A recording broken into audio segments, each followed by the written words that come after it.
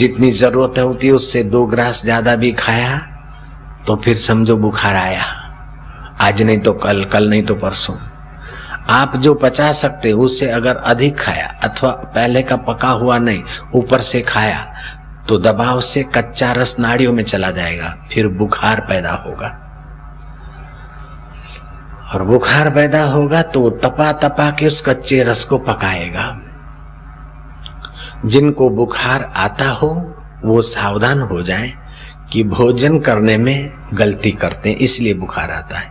मच्छर काटते, मलेरिया वो अलग बात है, बाकी के जो बुखार है नाड़ियों में कच्चा रस घुस जाता है इसलिए बुखार आता है।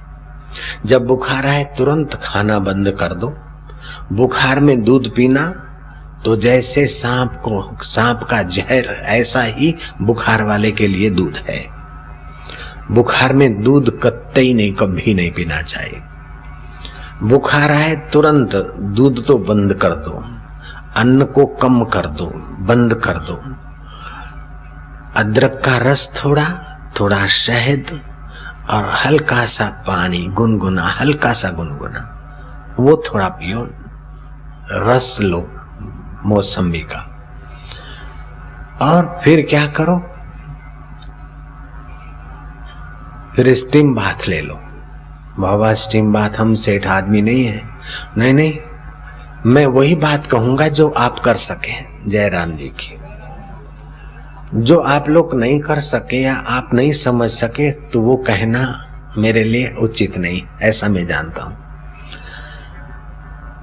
घर में पलंग तो होगा ही, पलंग नहीं तो कहीं कहीं गरीब में गरीब है तभी भी संदल तो होता ही है। पलंग जैसा पाटिया का, उसको चारों तरफ से कपड़े से ढक दो, गोदड़े से ढक दो। कुकर भी होते हैं हर घरों में, कुकर में पानी डाल दो, थोड़ी नीम के पत्ते डाल दो। कुकर की ऊपर की जो टोटी है वो हटा दो, ऊपर का जो स्टीम निकलती है उसकी जगह पर एक रबड़ की टोटी डाल दो। वो रबड़ की टोटी पलंग के नीचे डाल दो, वो स्टीम बन जाएगी और उसमें फिर आप सो जाओ 15 मिनट। शरीर के रोम कूपों से बुखार की जो गंदगी है वो निकलेगी। एक दिन में आपका बुखार गायब, आप ठीक हो जाएंगे, दवाई की जरूरत नहीं पड़ेगी। परसों रात को मैंने नींद नहीं की, ऐसा तगड़ा बुखार था। कल यहाँ आया था तब भी जोरों का बुखार था।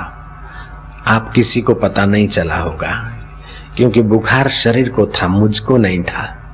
और पीड़ा शरीर को होती है। मैं अगर तुमको बताऊं तो तुम्हारे दिल को पीड़ा हो। मैं जानता हूं कि दुख पैरों तले कुचलने की चीज है और सुख बांटने की चीज है। दुख बांटने की चीज नहीं है, दबाने की चीज है, पैरों तले कुचलने की चीज। आज मैं मंत्र दीक्षा देकर गया, फिर वही करके आया हूं, बिल्कुल अप टू डेट हो गया हूं। नो फीवर, नो बुखार।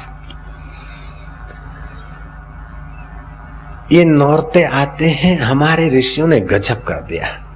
नौरतों में उपवास। बारिश की सीजन में जहां तहां नदी नालों पोखरों में पानी होता है और सीजन की अपेक्षा बरसाती सीजन में नदियों में भी मैला मुटला पानी होता है और सीजन की अपेक्षा बरसाती सीजन में जीव जंतुओं का उपद्रव भी ज्यादा होता है।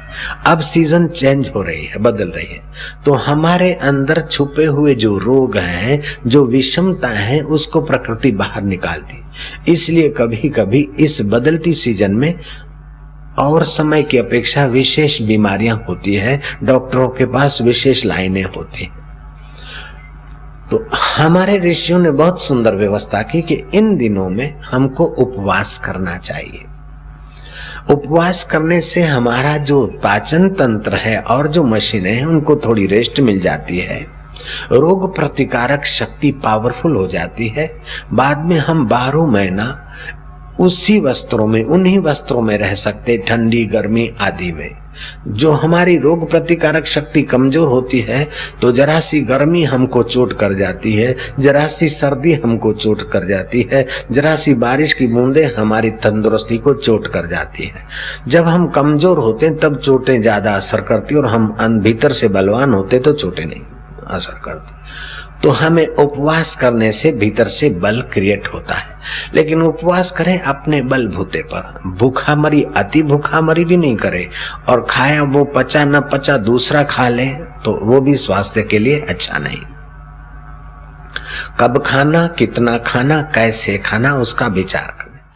स्वस्थ जीवन, सुखी जीवन और सम्मानित जीवन, ये हर जाति के व्यक्ति की मांग है, हर देश के व्यक्ति की मांग है। स्वस्थ जीवन, सुखी जीवन और सम्मानित जीवन। हम स्वस्थ कैसे जिए, ये बातें जान लेनी चाहिए। जिनको पचता न हो अथवा बार बार बुखार आता हो, उनको भोजन के पहले अदरक के थोड़े पीस और थोड़ा सा नींबू का रस, जरा सा सिंधा नमक अथवा कोई भी नमक मिलाकर वो खा लेना चाहिए। नींबू का रस और अदरक के थोड़े से पीस, 3-4 ग्राम, 2 ग्राम 3 ग्राम जैसी अपनी शक्ति। तो पहले का अगर कच्चा रस नाड़ियों में है तो वो पक जाएगा और फिर कुदरत को, प्रकृति को शरीर तपाना नहीं पड़ेगा, अदरक और नींबू से हो जाएगा। बोले बापूजी आप सब जानते तो आपको बुखार क्यों आया? जयराम जी की।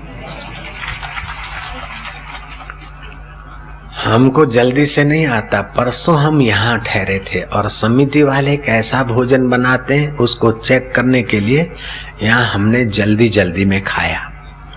जल्दी जल्दी में खाया तो जो काम दांतों को करना चाहिए वो काम आंतों को करना पड़ा। जयराम जी की। और फिर व्यस्तता के कारण रात्रि को भी ऐसा हो गया तो वो कच्चा रस घुस गया, तो आज सुबह उसको पका दिया। जयराम जी की। नारायण हरि। नहीं तो बुखार आए और फिर फटाक से चला जाए बिना इंजेक्शन दवाइयों के। नहीं, ये अंग्रेजी दवाइयां है, उस समय तो असर करती है, बुखार आदि भगाती, लेकिन एक किस्म का जहर है। एक जहर डालकर पहला जहर निकालने के लिए दूसरा जहर डालना पड़ता है। मैं चाहूंगा कि आप जहर डालकर निरोग न रहें, लेकिन आप संयम करके निरोग हो जाएं और आत्मिक अमृत को जगाकर मुक्त हो जाएं। माया अपहरता ज्ञान।